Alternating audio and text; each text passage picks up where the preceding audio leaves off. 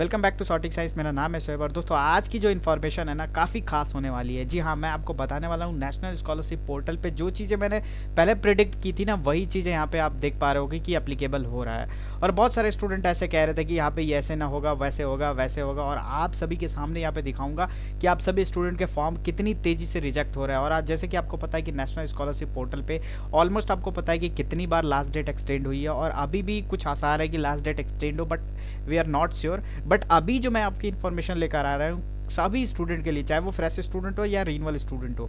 Renewal के लिए तो काफ़ी ज़्यादा इंपॉर्टेंट है, फ्रेश के लिए तो है ही है।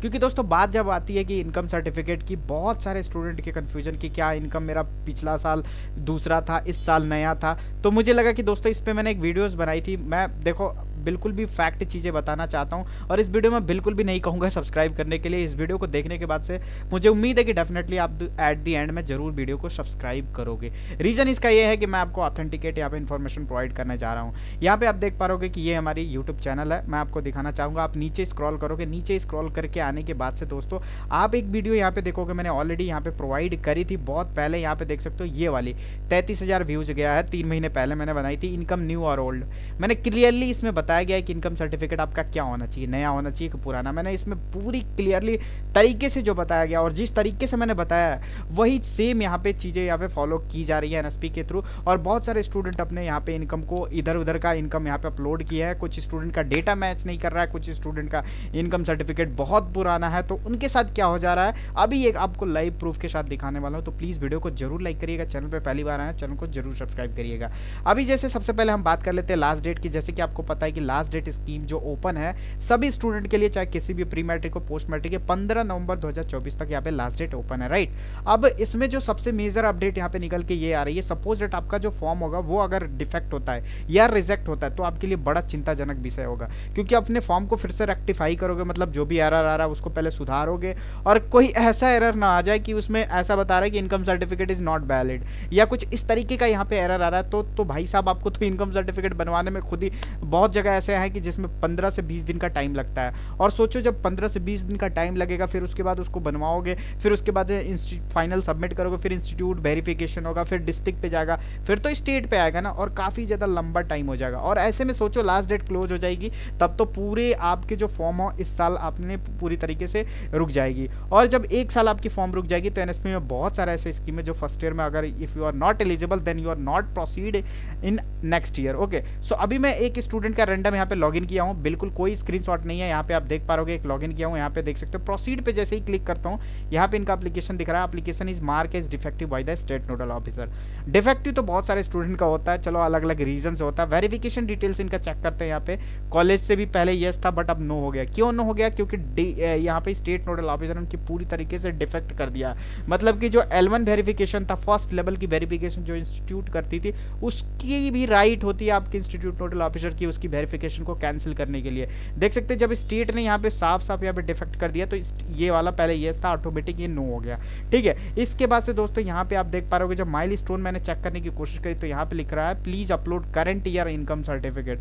मतलब कि ये बंदा पिछले साल का इन्होंने इनकम सर्टिफिकेट अपलोड किया था। इन्होंने डेटा मैच करने के चक्कर में, क्योंकि एनएसपी में पता ही है बहुत सारी प्रीवियस ईयर की आपकी इनकम सर्टिफिकेट वापस शो कर रही थी, और ये अपना इनकम एक्सपायर वाला अपलोड कर रहे थे। तो इस तरीके से यहाँ पे एरर आ रहा है, application is mark as defective. अभी तो सोचिए कि बहुत ही गनीमत है कि स्टेट नोडल ऑफिसर के थ्रू इसको क्या किया गया, डिफेक्ट किया गया। अगर रिजेक्ट करता तो there is no chances to apply again for that scheme. Okay, तो अभी आपके लिए बहुत बड़ा चीज़ है। अब ये स्टूडेंट के पास अगर इनकम सर्टिफिकेट नया नहीं होगा तो अब ये क्या करेगा, ये अगर ऑन टाइम पहले चेक कर लिया, अगर यहाँ पे मैसेज नहीं आएगा कि आपका फॉर्म डिफेक्ट होगा बहुत सारे केसेस में, तो अब स्टूडेंट अपने स्टेटस को या तो अपनी पूरी आई होगा अपना यहाँ पे रखेंगे और अपनी स्टेटस को चेकआउट डे बाय डे करेंगे, तभी तो पता चलेगा स्टेटस खोल के कि हमारा फॉर्म रिजेक्ट हुआ है या डिफेक्ट हुआ है। अब ये 15 दिन बाद ओपन कर रहे हैं, तब तक डेट और आगे बढ़ती जा रही है। अब इस बंदे के पास ना ही डॉक्यूमेंट ना कुछ भी, तो अभी इसके अकॉर्डिंग ये डॉक्यूमेंट बनवाएगा, काफ़ी टाइम लगेगा, फिर उसके बाद अपलोड करेगा, फिर अपनी इंस्टीट्यूट से वेरीफाई करेगा, फिर डिस्ट्रिक्ट से, फिर उसके बाद से स्टेट पे जाएगा।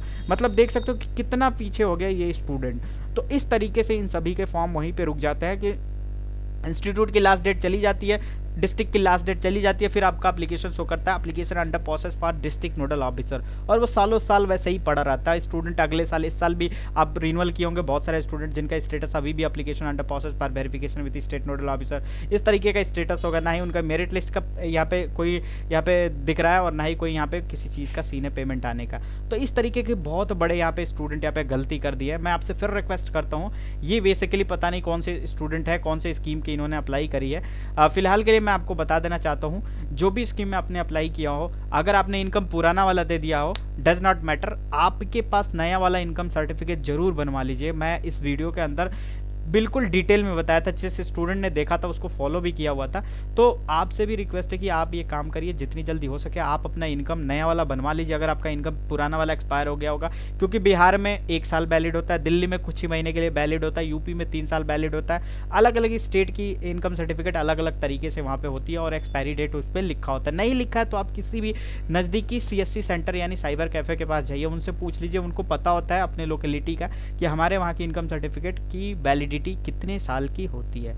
तो ये चीज़ें अगर आपको पता चल जाएगी, देन आप क्या करोगे, आप अपना वेल प्रिपेयर कर लोगे पहले से डॉक्यूमेंट। जैसे ही इन्होंने डिफेक्ट किया, आप क्या करोगे, डेली बेसिस पे स्टेटस चेक करोगे या मेरी वीडियो फॉलो करोगे, तो मैं हर एक लेटेस्ट अपडेट आपको प्रोवाइड करूंगा। तो जो आपके काम की होगा, अगर वीडियो चेक करोगे, तुरंत ऑन टाइम अपनी स्टेटस देखोगे, और तुरंत अभी बंदा क्या करेगा, फिल एप्लीकेशन पे क्लिक करके अपने डॉक्यूमेंट जहाँ पे वो गलत था उसको अपलोड करके फाइनल सबमिट कर देगा, फिर इंस्टीट्यूट को कनेक्ट करेगा, फिर डिस्ट्रिक्ट ऑटोमेटिक वेरीफाई करके फिर स्टेट कर देगी। और ये कब करेगी, विद इन अ डेट के अंदर। ये जो डेट है ना, it might be chance to extended, but हम क्यों भरोसा करें, NSP के सर्वर पे भरोसा ही नहीं है। अभी यहाँ पे देखो कितनी बड़ी यहाँ पे साजिशें चल रही है। देखो ये मिनिस्ट्री ऑफ माइनॉरिटी 2 साल से इन्होंने पैसे नहीं दिए, पूरे खा के बैठे हुए हैं, और 2 साल के बाद से ये फाइनली इस पे जो डेट आ रही थी उसको भी हटा दिया। अब कुछ दिन में ये मिनिस्ट्री ऑफ माइनॉरिटी अफेयर्स है ना, यहाँ से ये भी हट जाएगा। ये तो हो रही है यहाँ पे, गवर्नमेंट ये कर रही है। और ऐसे में आप सोच रहे हो कि गवर्नमेंट आपके लिए बैठी हुई है पेमेंट देने के लिए, पैसे देने के लिए। गवर्नमेंट के पास और भी काम है, उनकी अपनी रोटियां सेकने के अलावा आपके बारे में, एजुकेशन के बारे में अगर सोचती तो डेफिनेटली आपका टाइम से टाइम पेमेंट आता है। NSP PG स्कॉलरशिप का जो मेरिट लिस्ट बनता है वो भी टाइम से आता है। तो एजुकेशन के बारे में किसी को कोई घंटा नहीं फर्क पड़ता है। अगर आप अपने एंडिंग से सब कुछ अपने डॉक्यूमेंट को वेल प्रिपेयर्ड हो, अगर डॉक्यूमेंटेशन के प्रोसेस से आप गुजरते हो, हर एक काम आपका वेल एंड करेक्ट है, then you will definitely get the scholarship, otherwise इसकी कोई चांसेस नहीं है। तो उम्मीद लगता है कि मुझे इस वीडियो को आपको अच्छा लगा होगा। वीडियो को लाइक करेंगे, चैनल को सब्सक्राइब करके जरूर जाएंगे ऐसी लेटेस्ट अपडेट आपको पाने के लिए। Thank you so much for watching this video. मुझे लगता है कि वीडियो जरूर लाइक करेंगे और चैनल को सब्सक्राइब करेंगे। धन्यवाद।